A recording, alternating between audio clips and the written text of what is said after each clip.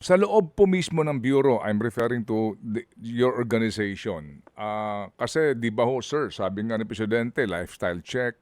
Alam niyo ho yun, kasi siguro ho, hindi naman maitatanggi ko, di ba, yung mga bulong-bulungan din na sa bureau ay meron din pong mga, alam niyo na, yung mga iba ho ang ginagawa naman. Kumbaga, lihis doon sa inyo pong direksyon. Meron ho ba kayong informasyon doon concerning po sa mga diskaya at ito nga po, itong usapin po ng mga malalaking umano'y nakakalusot?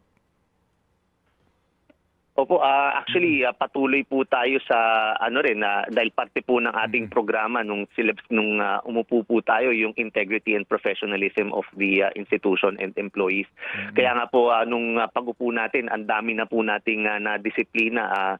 Marami po tayong mga sinuspend at mga tinanggal din po na mga empleyado natin dahil alam po naman natin yan. Kaya patuloy din ang paglilinis din natin sa ating hanay at kaya po nakukuha rin naman natin ang tiwala hopefully ng mga taxpayers at yung mga tax practitioners. Wala po tayong sasantuhin din dito, titingnan po natin lahat. Hindi lamang po dito sa BIR, pati rin po yung mga ibang personalities involved.